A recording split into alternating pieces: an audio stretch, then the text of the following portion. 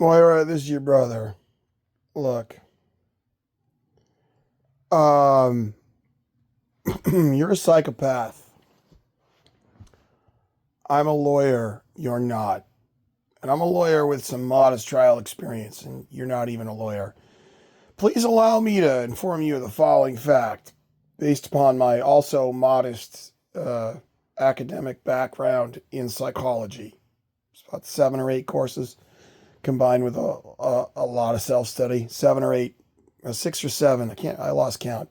Undergraduate courses, one at Union College when I was an undergraduate the first time, and 6 or 7 courses, depending upon how you count them, at Harvard Extension. Because 2 of the courses were psychology in the brain. It was a neuroanatomy course. Psychology in the brain 1 and psychology in the brain 2. It depends upon whether or not you count them.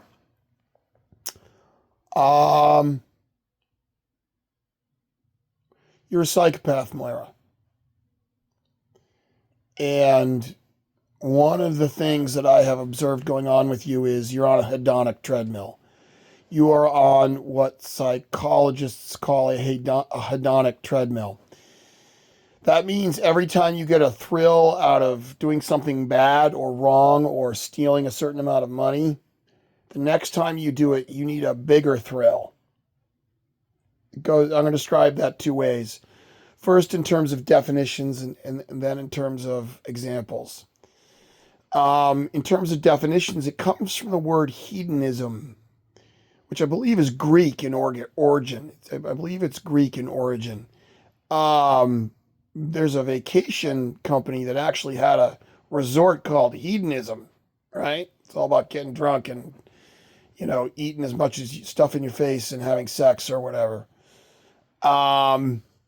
Hedonism is just, the pleasure principle as defined by Freud.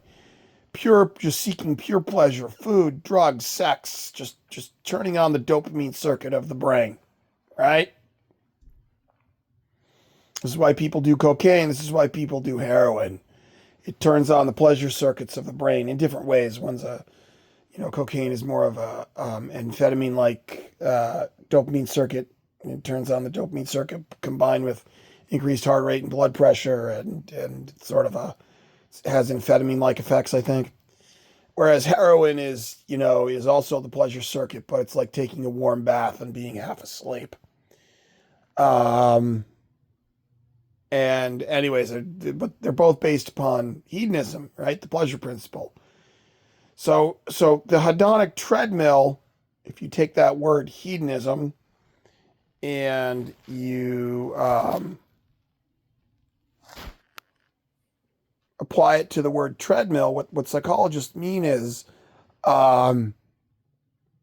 every time you get a thrill, the next time you want a thrill, you need a bigger thrill. Now, psychopaths are prone to this because of how messed up their brains are. Your limbic system doesn't work right. And the moral center of your brain, where they don't work right. Or they're at least not hooked up right to the rest of your brain by axons. And white matter, which are axons. So this means every time you get a thrill out of doing something bad or stealing money, you need a bigger thrill. I'll give you an example. You and mom, I believe, caused dad's death in some way. It's some form of homicide. You and mom neglected and abused dad until he died, at a minimum. I personally think you paid the Greek mob to have dad murdered in a medical setting, but I can't prove it right now. I have not got any facts to support that belief. But I mean, it's obvious from the circumstances, from my point of view. You're looking for a bigger thrill. You used a will that, from my point of view, is inadequate on its face and represents either A, gross undue influence, or B, will fraud, or at least gross mismanagement as the manager of the state, but manager of the estate by you. You're the manager of the estate, and it's obvious there's been gross mismanagement because of the state of my life. I'm destitute and haven't heard from you in any significant way in over a year. There's been one phone call, and some messages, but nothing significant. Whatever's going on with the will, you have stolen millions of dollars. Whether you want to call it will fraud, um, undue influence, or just malfeasance as the manager of the estate, whatever you want to call it, you've stolen, 11 million dollars from me. So you need a bigger thrill now. Now let's move on to some examples. And I've just started with some. We've given the definitions, what hedonism, what the treadmill means. You're on a treadmill, you need more and more and more each time. Now let's go on to some examples. And I just gave some. You got rid of dad somehow. You and mom did, by causing his death somehow. However you want to cut it. It's some form of homicide, manslaughter, whatever. At least a manslaughter. And you stole $11 million. So the next time you do something, you're going to need to do something bigger and meaner and more audacious and get away with it. Now, Moira, you're not technically a serial killer, so far as I know. But there's lessons here from Dennis Rader, that he gave himself the name, the moniker, the name BTK, for bind, torture, kill. Dennis Rader was a serial killer. He was a control freak, not unlike you, Moira, a sadistic control freak. Obsessed with power and control, and a sadist. And he was into sadomasochism, naturally. And he got caught because he was on a hedonic treadmill. He needed a bigger thrill each time. And each time he did something. And he eventually, to get a bigger thrill out of killing people, he started writing letters to the paper, the local paper where he lived, and taunting the police. Now, you're not taunting the FBI or the police yet, Moira, or CIA counterintelligence.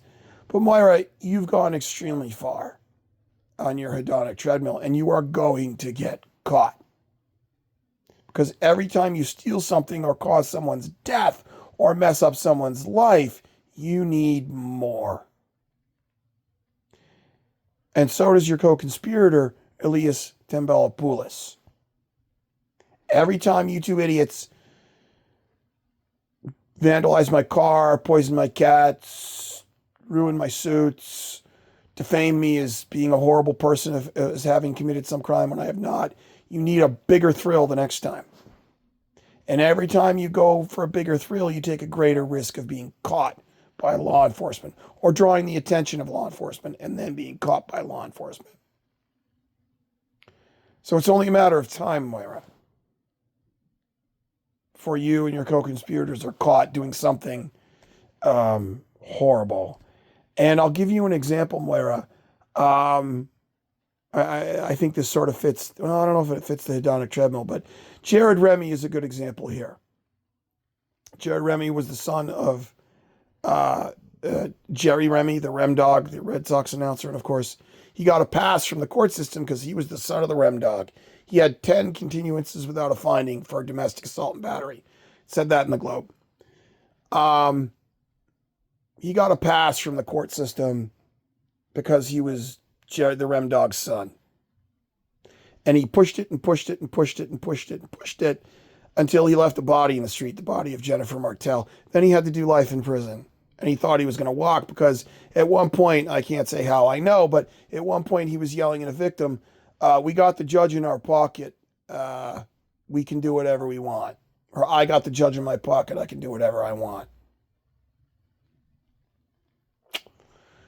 And of course, Jared Remy is doing life for first-degree murder in the Commonwealth of Massachusetts, in state prison, a MCI, a Massachusetts Correctional Institution.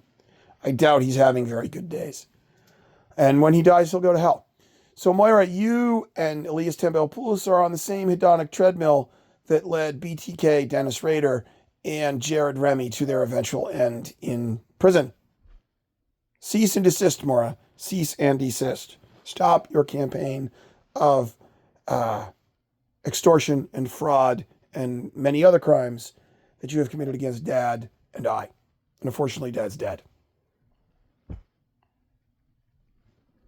Good luck, Moira. Take care of that kid, your son, Liam. He's a very good kid. Don't do anything wrong to that kid. You'll regret it.